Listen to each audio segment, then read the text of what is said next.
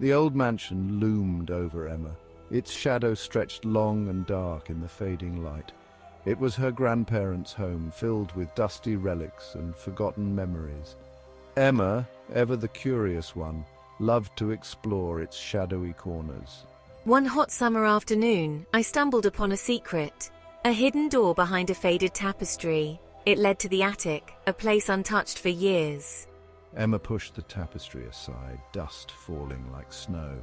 The air was stale and heavy.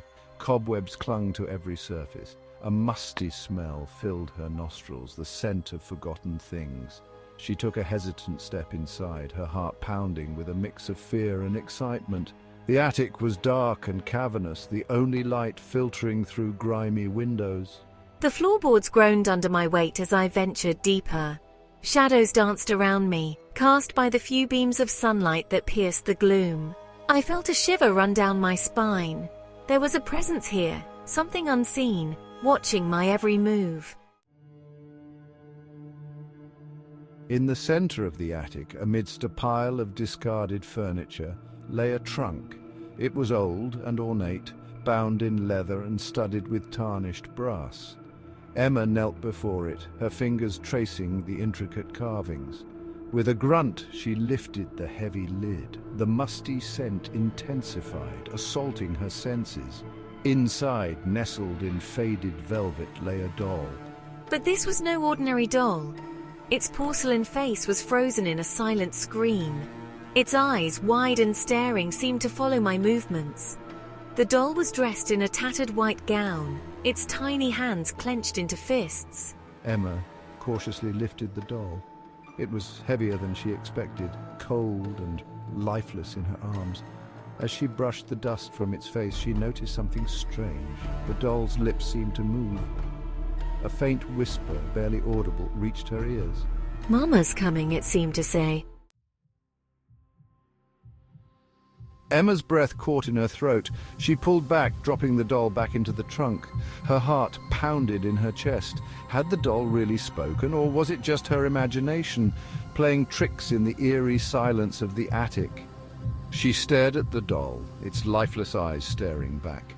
The whisper echoed in her mind, sending chills down her spine. "Mama's coming. Who was Mama? And why did the thought of her fill me with such dread?" Emma couldn't shake the feeling that something was wrong. The attic seemed to press in on her, the air thick with unseen menace. The shadows seemed to deepen, twisting and turning like living things. The whisper came again, this time clearer, more insistent. "Mama's coming. Hide." Emma backed away from the trunk, her heart pounding in her chest. She had to get out of the attic, now, but as she turned to flee, she heard a soft thud, a scraping sound. The doll. It was moving. She whirled around. The doll was no longer lying in the trunk. It was sitting up, its head tilted at an unnatural angle. Its eyes, once lifeless, now gleamed with a malevolent light. "You can't hide. Mama's coming for you."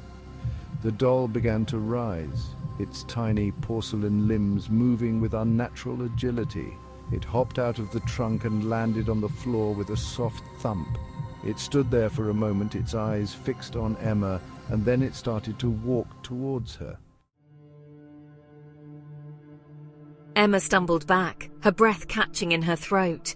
The doll moved with an eerie grace, its tiny feet making no sound on the dusty floorboards. It glided towards her, its eyes burning with an unholy fire. Panic surged through Emma. She turned and ran, her heart pounding in her ears. She had to get out of the attic, had to escape the doll's malevolent gaze, but the attic seemed to stretch on forever, the exit a distant hope. Cobwebs brushed her face, their touch sending shivers down her spine. The air grew thick and heavy, making it hard to breathe. The shadows seemed to reach out to her, their touch cold and menacing. Emma's lungs burned, her legs screamed for rest, but she couldn't stop. The doll was getting closer, its soft sing-song voice echoing behind her. "You can't hide from Mama, she's here." She stumbled over a pile of discarded toys, her ankle twisting beneath her. Pain shot up her leg, but she couldn't stop. With a surge of adrenaline, she scrambled to her feet and lurched forward. The tapestry-covered door was just ahead. She lunged for it, her fingers grasping at the heavy fabric. The tapestry ripped from its moorings, sending a cloud of dust billowing into the air. Emma stumbled through the opening, slamming the door shut behind her. Emma woke with a gasp. Sunlight streamed through her bedroom window. Her heart pounded in her chest, the remnants of the nightmare clinging to her like cobwebs. It had felt so real. The attic, the doll, the chilling whispers. She sat up, pushing the tangled hair from her face.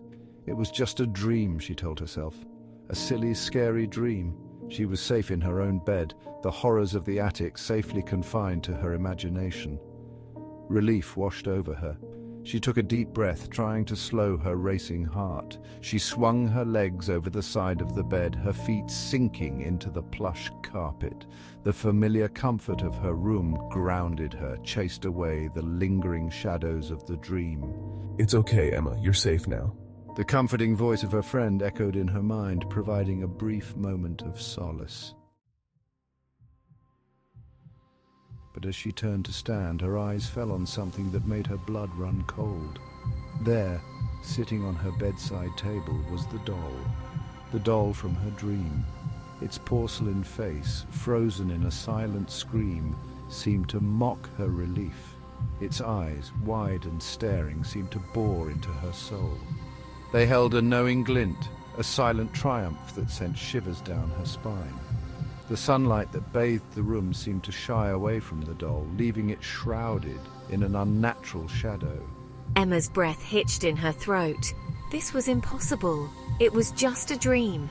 It had to be. And yet there it was, a tangible reminder of the terror that had gripped her only moments ago. A slow, creeping dread began to spread through her, chilling her to the bone. The warmth of the sunlight seemed to fade, replaced by an unnatural chill that seemed to emanate from the doll itself. The air grew heavy, thick with unspoken menace. The doll's lips seemed to curl into a slight smile, a chilling mockery of the terror that gripped her. The whisper echoed in her mind, no longer a figment of her dream, but a chilling reality. Mama's here. The impossible had happened.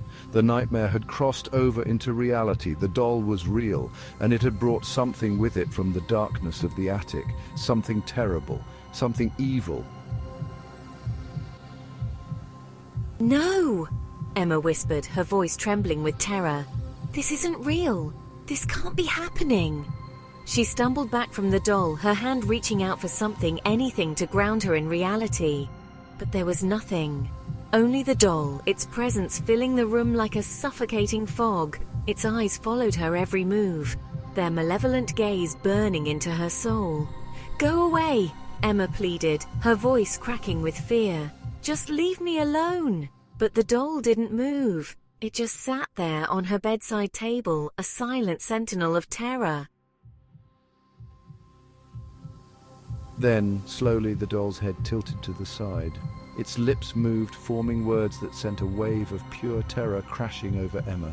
Mama's here, the doll whispered, its voice a chilling rasp. And she's brought you a present. A cold hand reached out from behind Emma, its touch sending a jolt of pure fear through her body. The hand grasped her shoulder, its grip like a vice. Emma screamed, a primal sound of pure terror. The last thing she saw before the darkness consumed her was the doll's face. Its lips were stretched into a wide, grotesque smile. And its eyes, those terrible eyes, gleamed with a triumphant light.